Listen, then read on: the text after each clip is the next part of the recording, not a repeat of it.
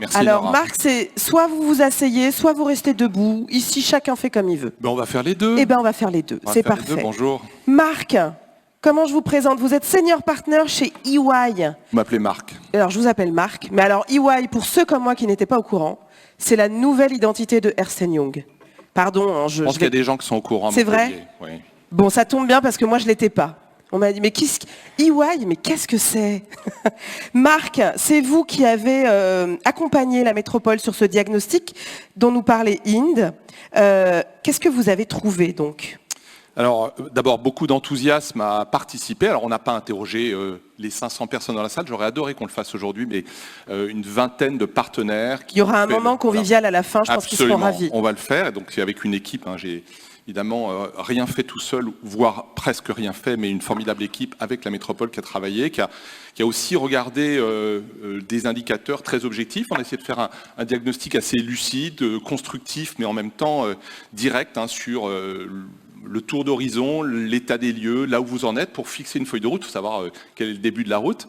Et puis, on a regardé tous ces indicateurs et on a essayé aussi de regarder ça de l'extérieur. Parce que, évidemment, votre développement, il est d'abord fabriqué par les énergies, l'entrepreneuriat, les compétences et les talents qui sont là, mais il est aussi de plus en plus, et sans doute plus demain qu'aujourd'hui, nourri de ceux qui viennent d'ailleurs, qui regardent aussi d'autres métropoles en France et à l'international, vous le savez bien.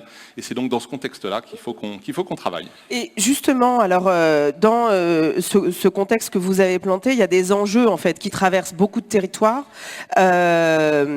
Mais est-ce qu'il y a des spécificités à ce territoire métropolitain sur lequel vous avez travaillé? Oui, et en fait, pour faire simple et court, parce que il y a un gros programme et les intervenants aux immenses qualités humaines dont je ne fais pas partie vont se succéder pour en parler.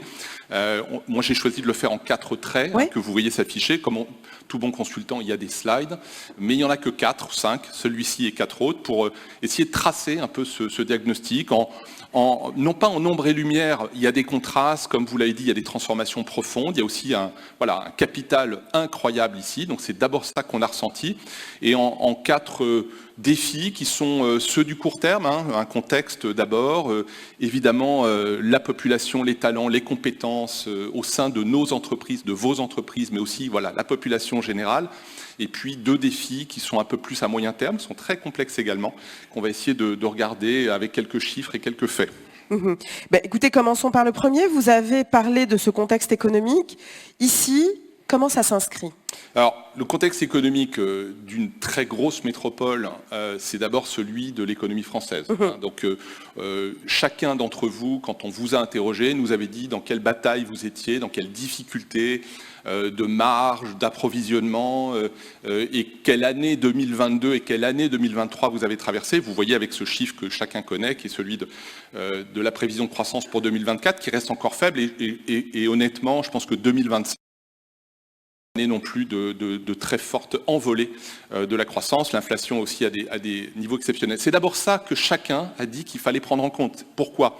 Parce que il y a des entrepreneurs inquiets, mais on a choisi le verre à moitié plein. Il y a aussi plus des 2/3 d'entrepreneurs régionaux qui sont engagés et optimistes dans la bataille. Peut-être un petit peu plus qu'ailleurs, c'est intéressant de le dire, en Occitanie et sans doute dans la très grande métropole de l'Occitanie qu'est Montpellier, il y a un optimisme qui est en réduction par rapport à celui de l'année dernière et celui de l'année précédente, assez forte, parce que la tension est forte. Mais ce qui est important, c'est qu'en étant actif au quotidien, dans ce contexte très bataillé, on est actif d'abord auprès de petites et moyennes entreprises, et je vais insister sur celle-là, c'est ça le tissu économique, vous le savez, plus de 80% d'entreprises qui ont moins de 9 salariés, qui donc n'ont pas les staffs de grands groupes internationaux, n'ont pas forcément les moyens de jongler avec tous les ballons. Et donc c'est auprès de celles et ceux qui sont dans ces entreprises, non seulement les dirigeants mais aussi leurs équipes, qu'il faut être, et que la feuille de route doit aussi construire des actions, de l'agilité, savoir repérer les endroits où il y a des vulnérabilités pour être dans le quotidien et pas seulement sur le long terme. Je pense que Indemad a très bien dit et très bien rappelé qu'il faut s'inscrire dans des transformations de long terme, on va en parler, mais il faut aussi être dans le court terme, dans le quotidien, dans l'actuel, et c'est ça qu'on voulait marquer avec ce premier élément. Et ce que j'entends, c'est véritablement en fait ce focus sur les TPE, PME. Il y a l'enjeu démographique, il y a l'enjeu aussi de l'emploi. Inde en parlait tout à l'heure. Qu'est-ce que vous avez perçu? Alors, pourquoi d'abord, c'est ce que vous voyez sur la partie gauche, vous comprenez maintenant la rhétorique qu'on a essayé de faire toujours en 4 transparents. Donc voici le deuxième, c'est que la problématique de l'emploi, des compétences, du recrutement, c'est le grand paradoxe français, vous le savez très bien, Nora, vous en parlez souvent. 70% des dirigeants qu'on interroge, qui interrogent, mais que tous les autres interrogent, nous disent « je n'arrive pas à recruter, je ne retrouve pas les compétences, je ne trouve pas les compétences, parce que mon monde avance, mon monde va vite, parce que les bassins d'emploi ne sont pas fabriqués, parce que je ne sais pas recruter, parce que ma marque employeur n'est pas au niveau, je ne comprends pas la marque employeur de Montpellier par rapport à ma marque employeur », beaucoup de sujets. Donc c'est d'abord ça qu'il faut avoir en tête. Donc c'est plus des 2/3 des dirigeants qui nous disent « je ne parviens pas à recruter dans un territoire qui français, pas seulement le territoire montpelliérain, qui a encore un taux de chômage assez élevé et qui est donc plus élevé que la moyenne nationale qui est à 7,4. Un tout petit peu plus pour des raisons un peu structurelles. Ce sur quoi il faut insister, vous le voyez en haut à droite, c'est que en fait, il y a un argument incroyable d'attractivité dans votre territoire. J'aurais volontiers dit l'inverse si ça avait été l'inverse. Donc j'insiste sur le positif, le constructif, mais le fait que ici, on a de la croissance démographique dans un moment où il est difficile de recruter, de trouver des talents, qu'on sait que ça va donner de la vivacité à la population, qu'on va avoir un certain nombre de candidats. Alors ces candidats, il faut qu'ils soient formés, il faut qu'ils soient au niveau de ce qu'on attend dans vos multiples secteurs d'activité. Mais cette croissance démographique, notamment par rapport à des métropoles que vous connaissez bien, vous voyez, on ne les a pas choisis par hasard, Toulouse et Grenoble, c'est un formidable argument d'attractivité, je pense, sous-estimé ou sous-utilisé ici et qui tape juste quand on parle à un certain nombre de dirigeants. Et pourquoi le faire aussi, c'est la deuxième dimension sur laquelle vous avez insisté, moi je fais le porte-parole de ce diagnostic, c'est qu'il y a des vulnérabilités dans votre tissu de population, dans votre tissu social, et que le maire-président dans les instructions, Indemad, quand on l'a rencontré, mais chacun d'entre vous, quelle que soit votre chapelle, j'allais dire l'endroit d'où vous parlez, nous avait dit, il faut aussi qu'on soit capable de donner de l'espoir, de donner pas seulement du boulot, mais le sens de ce que sera l'économie montpelliéraine et l'emploi pour tous, le sens de ce que l'on va faire dans nos différentes activités, parce que on a aussi chez nous, vous l'avez dit par le taux de chômage, mais on peut l'exprimer par d'autres indicateurs sociaux, un tissu social qui a besoin d'aspiration, qui a probablement besoin qu'on l'entraîne vers le haut, et l'entreprise, l'économie, l'activité économique, c'est évidemment... C'est pas la seule. Non, c'est pas la seule. C'est une des solutions. Il y a aussi l'éducation. Vous en parlez aussi beaucoup, mais c'est pas la seule. Mais c'est une. Mais ce qui est intéressant dans ce que vous dites, c'est j'entends la nécessité de construire un récit collectif qui permette de sortir de cette idée d'horizon bouché et un récit inclusif qui permette à chacun de trouver sa place. Et on en parlera ça longuement tout à l'heure. Dire le potentiel pour tous. Il y a beaucoup a été fait, mais beaucoup reste à faire. On pense que c'est le deuxième enjeu sur lequel il fallait insister. Oui. Alors il y a évidemment, et Inde en a beaucoup parlé, la question de l'innovation. Alors, on a parlé de 2 défis qui sont vraiment les défis du court terme, de l'immédiat. Là, on va rentrer dans le moyen-long terme, c'est temps plus long. S'il fallait un chiffre pour redire ici comme ailleurs à quel point l'innovation, la haute technologie, l'innovation qui se transfère aussi, c'est un élément important. C'est plus de 40% dans les études, l'étude un peu de fond qu'on a utilisée pour donner ces points de repère sur ce qu'il faut faire sur les 3 à 5 ans, voire plus, parce qu'on a le cap 2030 s'est transformé en cap 2040, j'ai entendu tout à l'heure, et c'est tout à fait normal, notamment sur l'innovation. Là, moi, on a ressenti, avec l'équipe deux injonctions ou 2 points d'alerte. Un, concentration, et deuxième, peut-être le passage à l'échelle. Je vais utiliser ce mot un peu valise pour évoquer le deuxième sujet. Le premier, c'est la concentration. En fait, on a une économie qui est complète, qui s'exprime sur des dizaines de secteurs d'activité. Mais dire de manière plus lisible, plus claire et donc plus concentrée sur quelques filières prioritaires, ça ne veut pas dire qu'on abandonne les autres. Il y a une économie des services qui est incroyable, il y a des industriels, il y a des SS2I, il y a des entreprises de toute nature, de toute taille. Mais dire au monde et dire à l'extérieur qu'on est concentré, qu'on investit, qu'on sait rassembler, qu'on sait faire répondre à des appels à projets ensemble dans les filières que vous connaissez par cœur et que vous voyez s'afficher ici, c'est déjà une première réponse, celle du focus, celle de la concentration. C'est important parce que dans beaucoup d'autres métropoles, on dit qu'on fait un peu tout et dans tout.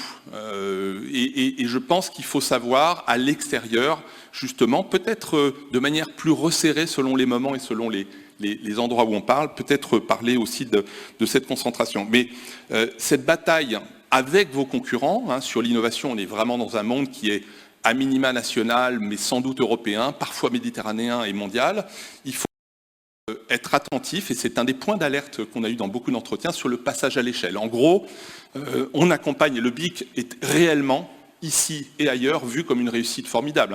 Moi, parce que c'est notre ADN, je retiens évidemment les emplois indirects, mais surtout les fonds privés levés par cet outil, cette infrastructure incroyable. Ça, c'est une histoire qui s'est pas beaucoup reproduite en France et pas beaucoup reproduite en Europe. C'est réel, c'est avéré.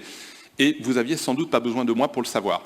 En revanche, ce que nous disent aussi les acteurs, c'est que ces startups, ces entrepreneurs, ces projets accompagnés ici partent souvent ailleurs. Donc le passage à l'échelle, en bon français, le scale-up des réussites montpelliéraines, il faut le faire dans le grand territoire, ici ou dans un grand territoire, vous comprenez, qui peut être régional, qui peut être en tout cas pas loin des talents et pas loin de ceux qui ont permis de faire naître, de faire émerger.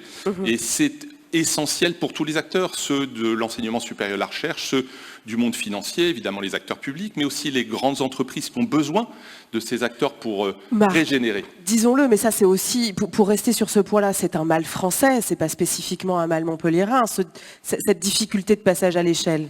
Oui, mais la surdouée doit être exemplaire. Ouais. Moi je pense que là, sur ce troisième thème, qui est un peu votre marqueur à l'extérieur, si je peux me permettre, c'est assez trivial, on ne peut pas se louper.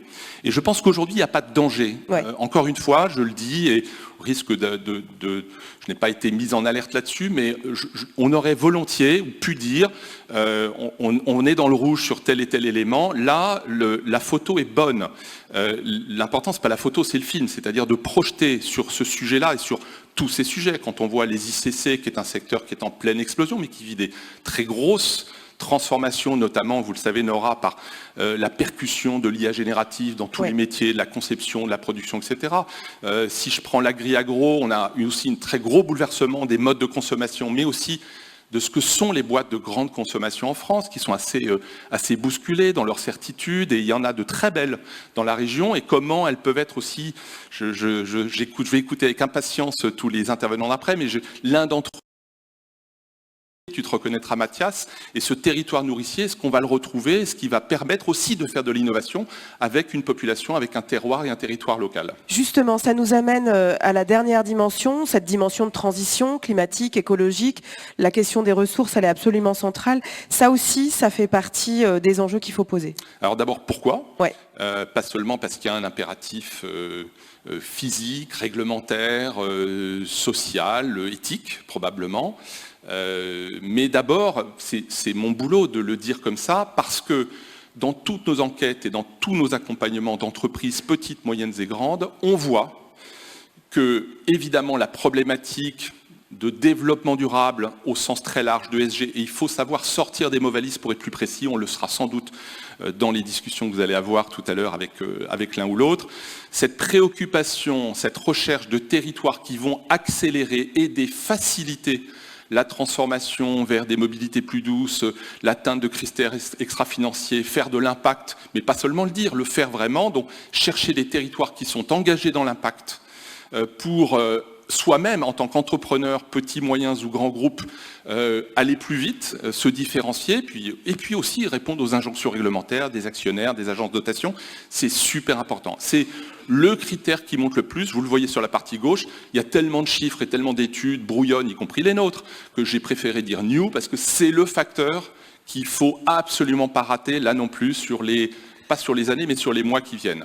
Et là, le baromètre, puisque c'est ce qui nous est demandé, il est assez bien orienté, mais il faut aussi rester vigilant. Assez bien orienté parce que, en fait, quand on a des politiques qui se voient à l'extérieur, assez ambitieuse et assez audacieuse. Gratuité des transports publics. Alors pour les résidents, donc il va falloir que je devienne résident pour être dans la gratuité des transports publics. À vous aussi, vous allez devenir résident? Bien sûr, mais évidemment, on va peut-être un de ces jours. L'optimisation du foncier, qui est un sujet qui gratte et qui clive parce que des entreprises disent moi je peux plus rien faire ici. Non, il faut simplement, ce qu'on entend dans nos enquêtes, c'est être clair sur la rareté, sur la programmation, l'utilisation du foncier pour gérer cette rareté sans tout empêcher. C'est quand même le sujet. L'investissement dans les 3 grands axes que vous voyez en bas, qui résument de manière beaucoup trop rapide les enjeux environnementaux, la décarbonation, évidemment la biodiversité et toute l'économie circulaire. Donc il y a beaucoup d'autres sujets, mais au moins ces 3-là, être engagés. Et je voudrais, et ce sera peut-être pas le mot de la fin, mais ce le sera. Pour moi, ça le sera pas. C'est très décevant, parce que j'aurais adoré. Oui, alors, mais on est timé. Plus sérieusement, et c'est un peu ce que nous ont dit ces entretiens, ce diagnostic, c'est le faire ensemble. Ça va être probablement un fil rouge de cette matinée, mais le faire en synergie avec les territoires voisins. Vous voyez où je veux en venir.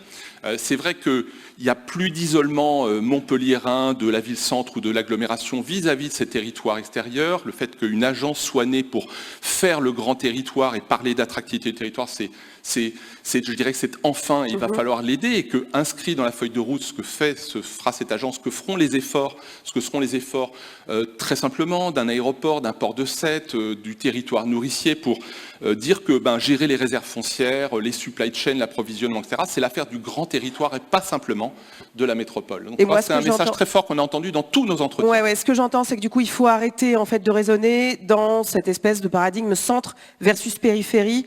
Tout ceci est un écosystème. Merci Marc, merci beaucoup. Merci Nora. Justement, merci Marc. Oui, vous pouvez l'applaudir.